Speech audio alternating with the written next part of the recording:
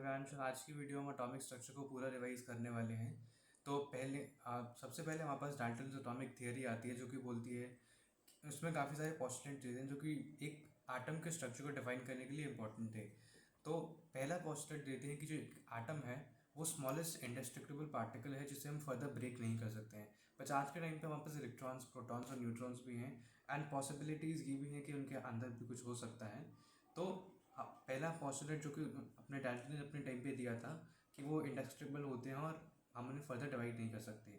Second postulate जो वो देते हैं कि एक एलिमेंट के जितने भी एटम्स होंगे वो सारे के सारे आइडेंटिकल होंगे, उनके मासेस भी सेम होंगे, उनकी प्रॉपर्टीज़ भी सेम होंगी।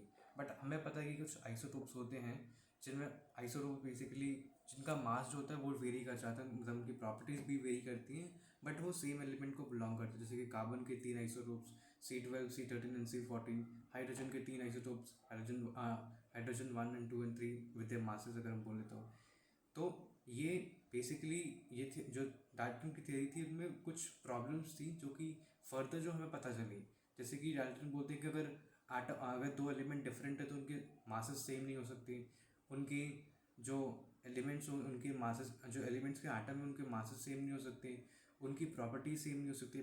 बट आज के टाइम पे हमें पता है कि आइसोबार्स होते हैं जिनमें जो मास होता है वो सेम हो जाता है, जबकि वो दोनों डिफरेंट एलिमेंट्स को बिलोंग कर रहे होते हैं और उनकी प्रॉपर्टीज़ भी सेम हो जाती हैं।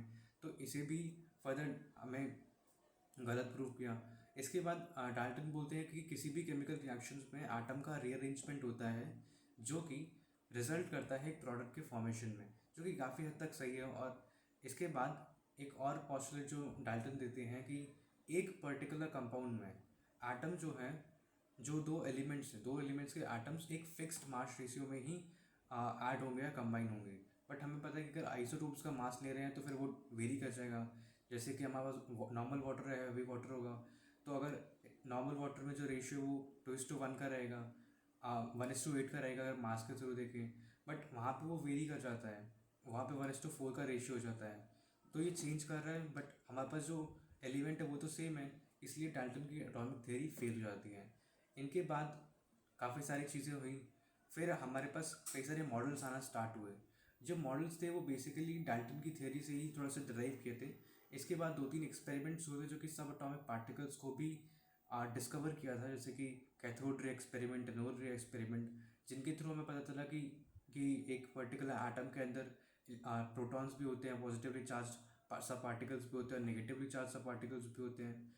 और काफ़ी लेट हमें 1932 के अराउंड पता चला कि एक जो न्यूक्लियस है उसके अंदर एक अनचार्ज पार्टिकल या फिर जिसका नेट चार्ज ज़ीरो है वो भी होता है, जैसे हम आज के टाइम पे न्यूट्रॉन बोलते हैं। तो ये चीज़ें हमें आगे जैसे हम बढ़ते गए हमें पता चलता गया, तो उनके बेसिस पे हमारे पास मॉडल्स आते गए।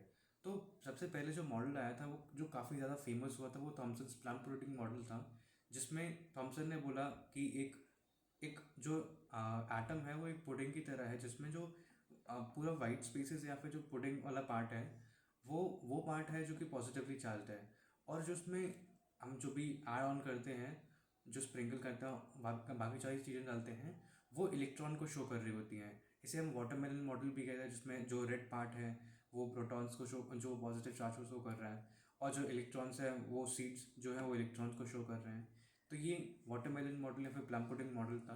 इसमें एक काफ़ी अच्छी चीज़ जो हमें पता चली वो था ओवरऑल न्यूट्रलिटी ऑफ एटम। हमें पता था कि एटम न्यूट्रल है, बट एक्सप्लेन करने के लिए ये मॉडल हमारे तो उस टाइम पे काफ़ी बढ़िया हुआ। लेकिन इसमें लिमिटेशन क्या थी? पहले तो ये चार्ज जो पूरा मास है एटम का वो इवनली डिस्ट्रीब्यूटेड मान रहा था, कि हमें जैसे अभी के टाइम पे पता है कि जो मास है वो न्यूक्लियस के अराउंड कंसनट्रेट होता है। मैक्सिमम जो 99% मास होता है वो न्यूक्लियस का ही होता है, इलेक्ट्रॉन्स का मास तो ऑलमोस्ट नेग्लिजिबल होता है। बट जो थॉमसन है वो बोलते हैं कि जो पूरा एटम है उसमें मास इवनली डिस्ट्रीब्यूटेड है। पहला पॉस्टुलेट रॉन्ग हो गया। दूसरी चीज़ वो मानते हैं, उन्होंने क्या बोला कि हमारे पास पॉजिटिव चार्ज है, उसके अंदर positively charge lump of matter है जिसके अंदर हमारे पास इलेक्ट्रॉन्स एम्बेडेड है। उस केस में उन्होंने पॉजिटिव चार्ज और नेगेटिव चार्ज को एक साथ शो कर दिया। इसका मतलब ये था कि पॉजिटिव चार्ज और नेगेटिव चार्ज ऐड हो सकते थे। इसके मतलब जो मैटर है वो डिस्ट्रॉय हो जाता। तो मैटर जो डिस्ट्रॉय हो नहीं सकता तो पॉजिटिव और नेगेटिव चार्ज एक साथ नहीं आ सकते। तो ये चीज़ भी गलत प्रूव हो गई। इसके बाद एक एक्सपेरिमेंट होता है जो कि रुदरफोर्ड के स्टूडेंट्स करते हैं, और उस एक्सपेरिमेंट के थ्रू हमें पता चलता है कि एक्चुअल में स्ट्रक्चर कैसा हो सकता है, जो कि हमें 1912 के अराउंड रुदरफोर्ड अपने मॉडल में बताते हैं। तो रुदरफोर्ड के दो स्टूडेंट्स थे, 1909 में उन्होंने एक्सपेरिमेंट किया, gold foil experiment. Gold foil experiment में जब हमने रिजल्ट्स को देखा, तो हमने क्या किया था एक्सपेरिमेंट, एक हमने आ, एक रेडियो एक्टिव मेटल लिया था। रेडियो एक्टिव मेटल जो है वो रेडियो एक्टिव मेटल से वो काफ़ी सारी रेज छोड़ता है, या फिर काफ़ी सारे वो बेसिकली जो एक रेडियो एक्टिव एलिमेंट होता है उसे स्टेबिलिटी चाहिए, तो वो अपने कई बार इलेक्ट्रॉन को प्रोटॉन को इजेक्ट करता है। तो ऐसे कई सारी रेज इजेक्ट हुई थी, उसमें अल्फ़ा रेज भी थी, बीटा रेज भी थी, गामा रेज भी थी। बट हमारे काम की बीटा रेज थी, जो कि हीलियम 2+ आयन को रिजेंबल करती हैं। जब वो एक गोल्ड फॉइल को स्ट्राइक करती हैं, जो कि 4 × 10⁻⁵ सेंटीमीटर थिकनेस का था, तो हमें देखता है कि जब वो स्ट्राइक कर रहा है तो 99% टाइम्स तो ये हुआ कि वो डायरेक्टली जो उसके पीछे लगी हुई स्क्रीन थी उसे स्ट्राइक कर रहा था। बट एक 1% केसेस में या फिर 0.1% केसेस में जो डिफ्लेक्शंस थे वो काफ़ी ज़्यादा थे। अगर अगर हम इसे जो तो थॉमसन के मॉडल से देखें तो वो इसे एक्सप्लेन नहीं कर रहा था। थॉमसन मॉडल के अकॉर्डिंग जो है कि पूरा जितना भी रेज जो आ रही हैं वो पॉजिटिवली चार्ज है, तो वो स्ट्रेटली पास कर जाएंगी। बट जब हमने 1% चीज़ों को देखा, 1% रिजल्ट्स में ये शो हुआ कि वो जो है सिग्निफिकेंट एंगल पर डिफ्लेक्ट हो रहे हैं। तो रुदरफोर्ड ने कुछ कंक्लूजन्स मेड किए। पहला था कि ऐसा हो सकता है कि जो एक पूरा एटम है उसमें चार्ज इवनली डिस्ट्रीब्यूटेड ना हो। ऐसा हो सकता है कि एक पर्टिकुलर पॉइंट पे चार्ज हो नेगेटिव चार्ज, और एक पर्टिकुलर पॉइंट में जो है कंसनट्रेटेड पॉजिटिव चार्ज हो। इसलिए हम बोला कि जैसे जो पॉजिटिव चार्ज है है तो मैग्नीट्यूड में बराबर ही, तभी एटम न्यूट्रल है। बट वो एक छोटी सी जगह में ही कंसनट्रेटेड हो सकता है, और उसका साइज़ काफ़ी छोटा होगा, तभी तो जितने भी जो रेज है स्ट्राइक कर रहे हैं वो बेसिकली डायरेक्टली पास कर जा रहे हैं और ज़्यादा डिफ्लेक्शन शो नहीं कर रहे हैं। बट अगर उसका साइज़ बड़ा होता तो डिफ्लेक्शन ज़्यादा होते, एंगल भी ज़्यादा होते। बट क्योंकि डिफ्लेक्शन का एंगल जो है काफ़ी मोस्ट केसेस में एकदम स्ट्रेट पास किया, तो इसका हमें कंक्लूजन था कि पॉजिटिव चार्ज है, लेकिन वो एक बहुत ही छोटे से स्पेस में है। रुदरफोर्ड ने उसे न्यूक्लियस बोला, और बाद में हमें पता चला कि जो न्यूक्लियस है उसका पूरे एटम का ऑलमोस्ट 99% मास जो है वो न्यूक्लियस के पास ही था। तो वो डेंस था, और वो पॉजिटिवली चार्ज था। और इसके बाद हमारे पास रुदरफोर्ड का मॉडल आता है फाइनली। रुदरफोर्ड के मॉडल में एक दिक्कत ये थी कि उन्होंने बोला कि न्यूक्लियस है उसके अराउंड इलेक्ट्रॉन घूम रहे होंगे किसी भी ऑर्बिट में। उन्होंने ऑर्बिट को फिक्सली डिफाइन नहीं किया। बट जब हम देखते हैं सब एटॉमिक लेवल पे क्वांटम मैकेनिक्स फॉलो होती है, जो और जब बड़े लेवल पे देखते हैं मैक्रो वर्ल्ड में देखते हैं तो क्लासिकल मैकेनिक्स फॉलो होती है। तो रुदरफोर्ड के मॉडल में जो रुदरफोर्ड का मॉडल था वो बेसिकली क्लासिकल मैकेनिक्स पे बेस्ड था, बट सब एटॉमिक लेवल पे हम क्वांटम मैकेनिक्स को फॉलो होते हुए देखते हैं। तो इसके बाद बोहर का मॉडल आता है। बोहर ने बेसिकली रुदरफोर्ड का ही मॉडल लिया, उसे थोड़ा सा मॉडिफाई किया और क्वांटम मैकेनिक्स पे बेस करके अपना मॉडल बना दिया, और उसने काफ़ी सारे काम भी किए। बट बोहर ने एक बहुत बड़ी गलती की। उन्होंने जो अपना मॉडल बनाया था वो सिर्फ हाइड्रोजन और हाइड्रोजन एक स्पीशीज़ के लिए बनाया था। मतलब जब वो अपना मॉडल बना रहे थे तो उन्होंने सिंगल इलेक्ट्रॉन स्पीशीज़ को ही कंसिडर किया, और जब वहाँ पर मल्टीपल इलेक्ट्रॉन स्पीशीज़ आते हैं तो वहाँ पर उनका मॉडल फेल हो जाता है। बट अभी भी उनका मॉडल जो है वो हाइड्रोजन और हाइड्रोजन एक स्पीशीज़ के लिए कम्प्लीटली वैलिड और कहीं भी फेल नहीं करता है। जो बोहर है उन्होंने अपने बोहर ने अपनी जो थियोरी थी या फिर उनका जो मॉडल था उसमें बोलते हैं कि न्यूक्लियस के अराउंड कुछ ऑर्बिट्स होंगी।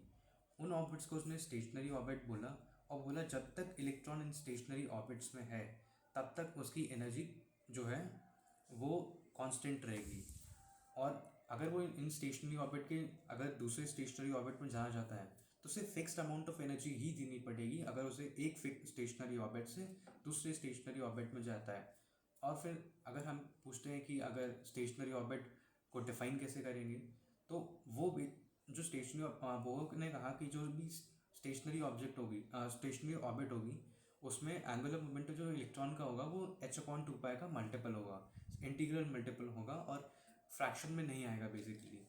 तो अगर कोई भी स्टेशनरी ऑर्बिट है तो उसमें जो एंगुलर मोमेंटम है किसी भी इलेक्ट्रॉन का वो h/2 का सिंपल मल्टीपल होगा। इससे ही हम डिटरमाइन कर सकते हैं कि कोई भी अगर स्टेशनरी ऑर्बिट है तो वो है कौन सी स्टेशनरी ऑर्बिट है, और वो स्टेशनरी ऑर्बिट है भी या नहीं। लेकिन जब हमने रदरफोर्ड का मॉडल देखा और बोहर के मॉडल देखा तो उसमें एक जो डिफरेंस हमें दिखाई दिया वो था क्लासिकल मैकेनिक्स और क्वांटम मैकेनिक्स। बट इसका रीज़न क्या हुआ कि क्लासिकल मैकेनिक्स वहाँ उस लेवल पे फेल कर जा रही थी और रदरफोर्ड के लेवल पे फेल कर जा रही थी और बोहर के मॉडल में ये वैलिड थी। तो इसका रीज़न है इलेक्ट्रोमैग्नेटिक थियरी ऑफ रेडिएशन, जो कहती है कि अगर कोई भी चार्ज वाला पार्टिकल है वो अगर एक्सेलरेटेड है तो वो एनर्जी लूज़ करेगा। और रदरफोर्ड के मॉडल में जो जो रदरफोर्ड के मॉडल में जो इलेक्ट्रॉन है वो नेगेटिवली चार्ज है, तो एक चार्ज पार्टिकल जो कि सेंट्रीपिटल एक्सेलरेशन में मूव कर रहा है तो उसके पास एक एक्सेलरेशन है, बट रदरफोर्ड ने बोला कि उसकी एनर्जी भी कांस्टेंट रहेगी। तो ये जो है वो इलेक्ट्रोमैग्नेटिक थियरी ऑफ रेडिएशन को वायलेट कर रहा था। और मोस्टली केसेस में हमने देखा है कि जो इलेक्ट्रोमैग्नेटिक थियरी ऑफ रेडिएशन है ये काफ़ी हद तक सही प्रूव होती है। तो यहाँ पे जो इलेक्ट्रोमैग्नेटिक थियरी ऑफ रेडिएशन थी वो सही थी और रदरफोर्ड का मॉडल जो है वो कुछ और ही कह रहा था। इसीलिए फिर हमें बोहर को समझ में आया कि गलती कहाँ पे है और उन्होंने अपना इम्प्रूव किया, फिर अपना मॉडल बनाया। अपने मॉडल में उन्होंने कंसेप्ट ऑफ स्टेशनरी स्टेट दिया और क्वांटाइजेशन ऑफ एंगुलर मोमेंटम दिया। इनके बेसिस पे पूरा बोहर का मॉडल बेस्ड था। उन्होंने कुछ कैलकुलेशंस किए और किसी भी स्टेशनरी ऑर्बिट या किसी भी ऑर्बिट का रेडियस कैलकुलेट करने के लिए, उसमें इलेक्ट्रॉन की फ्रीक्वेंसी कैलकुलेट करने के लिए, उसका टाइम पीरियड कैलकुलेट करने के लिए, उसकी वेलोसिटी कैलकुलेट करने के लिए काफ़ी सारे फार्मूलाज दिए, जिन्हें हम इतने मतलब इम्पॉर्टेंट है नहीं। अगर देखना चाहें तो रेडियस को अगर हम बोल सकते हैं 0.529 angstrom into n square by z होता है। Velocity 2.18 into 10⁶ metre per second into z by n होता है। और वैसे ही जो उसकी एनर्जी टोटल एनर्जी चाहिए तो -13.6 into z square by n square electron volt में आ जाती है। ऐसे ही उसने कई सारे फॉर्मूलाज दिए। इनके बाद जब हमने बोहर का मॉडल पढ़ा तो बोहर का मॉडल सिर्फ सिंगल स्पीशीज़ पे ही वैलिड था। इसके बाद हम पढ़ते हैं हाइड्रोजन स्पेक्ट्रम। उससे पहले आती है Planck's quantum theory. Planck's quantum theory बोलती है कि अगर कोई भी हमारे पास एक कोई सोर्स है जो कि एनर्जी रिलीज़ कर रहा है, तो वो सोर्स एक जब वो एनर्जी रिलीज़ कर रहा है तो हमें लगता है कि एनर्जी कंटिन्यूस मैनर में आ रही है। फॉर एग्जांपल अगर हम सन को ही देख लें तो वो लाइट रिलीज़ कर रहा है, तो हमें लगता है कि लाइट जो है वो एकदम कंटिन्यूस मैनर में आ रही है, जो कि नहीं है। क्योंकि जो भी एनर्जी रिलीज़ हो रही होगी वो एक पैकेट्स की फॉर्म में रिलीज़ हो रही होगी और कॉन्टीन्यूस नहीं होगी, वो डिस्क्रीट पैकेट्स की फॉर्म में आ रही होगी। एक छोटे छोटे पैकेट्स की फॉर्म में जो एनर्जी आ रही है उसमें हमने क्वांटा बोला है, फोटॉन बोला, और उस फोटॉन की कुछ पर्टिकुलर एनर्जी होगी, उसकी वेवलेंथ होगी, उसकी फ्रीक्वेंसी होगी। तो प्लैंक ने कुछ रिलेशंस बनाए और उसके थ्रू वो कुछ फार्मूलाज लेकर आए, जैसे कि जो भी फोटॉन की एनर्जी होगी वो E=h न्यू होगी, जहाँ पे h जो है वो प्लैंक्स कांस्टेंट है और न्यू जो है उसकी फ्रीक्वेंसी है। और वहीं अगर उसकी हमें वेवलेंथ पता है तो वो hc/λ के थ्रू हम उसकी एनर्जी कैलकुलेट कर सकते हैं। ये दो चीज़ें थी जो कि प्लैंक्स कांस्टेंट थ्योरी से आती हैं, जो कि पार्टिकल नेचर जो कि वेव नेचर ऑफ लाइट को शो करता है। इसके बाद फोटो इलेक्ट्रिक इफेक्ट आता है। प्लैंक क्वांटम थ्योरी जो है वो बताती है कि कोई भी इलेक्ट्रोमैग्नेटिक रेडिएशन है तो उसका वेव नेचर होगा। बट जब हम आइंस्टाइन की जब आइंस्टाइन का फोटो इलेक्ट्रिक इफेक्ट पढ़ते हैं तो वो प्रूव करता है कि लाइट जो है उसका पार्टिकल नेचर है। एक्चुअल में फोटो इलेक्ट्रिक इफेक्ट में होता क्या है कि हमारे पास एक प्लेट है, जब हमने उस पर एक रे स्ट्राइक किया तो फोटॉन स्ट्राइक हो रहे हैं। वो फोटॉन जो है एक मेटल सरफेस पे जो भी फ्री इलेक्ट्रॉन्स होंगे, फ्री इलेक्ट्रॉन्स पे स्ट्राइक करेंगे और इलेक्ट्रॉन्स का इजेक्शन होगा, उसी को हम फोटो इलेक्ट्रिक इफेक्ट कहेंगे। जब इलेक्ट्रॉन्स का इजेक्शन होगा और अगर वो मूव करना स्टार्ट करेंगे तो इलेक्ट्रिसिटी भी जनरेट होगी। इस केस में आइंस्टाइन ने बोला कि एक फोटॉन है वो मेटल पे स्ट्राइक करेगा, स्ट्राइक करके एक इलेक्ट्रॉन निकलेगा। तो जो ये प्रोसेस एकदम एकदम फास्ट है, जैसे कि फोटॉन ने जैसे ही स्ट्राइक किया वैसे ही इलेक्ट्रॉन निकल रहा है। तो ऐसा तभी हो सकता है कि अगर फोटॉन का पार्टिकल नेचर है। वेव नेचर अगर होता तो काफ़ी ज़्यादा टाइम लेता है इलेक्ट्रॉन इजेक्ट होने में। बट जो एक्चुअल रियलिटी थी उसमें फोटॉन जैसे ही स्ट्राइक कर रहा था वैसे ही वो एक इलेक्ट्रॉन को इजेक्ट कर रहा था। तो ये प्रूव करता है कि जो लाइट है उसका पार्टिकल नेचर है। और ये भी प्रूव करता है कि वो क्वांटम थ्योरी को भी फॉलो करती है। जैसे कि एक फोटोन जो है वो सिर्फ एक ही इलेक्ट्रॉन को ही इजेक्ट कर रहा था। एक फोटोन ऐसा नहीं था कि दो इलेक्ट्रॉन को एक बार इजेक्ट कर रहा है, कभी तीन बार तीन इलेक्ट्रॉन्स को कर दे रहा है। एक फोटोन एक इलेक्ट्रॉन को ही इजेक्ट कर रहा था। फोटो इलेक्ट्रिक इफेक्ट में इंटेंसिटी ऑफ लाइट, जो फोटो इलेक्ट्रिक इफेक्ट में दो तीन फैक्टर्स आते हैं जो कि नंबर ऑफ फोटॉन्स को और उनकी वेलोसिटी क्या होगी उसको अफेक्ट करते हैं। इसके बारे में अगली वीडियो में बात करेंगे।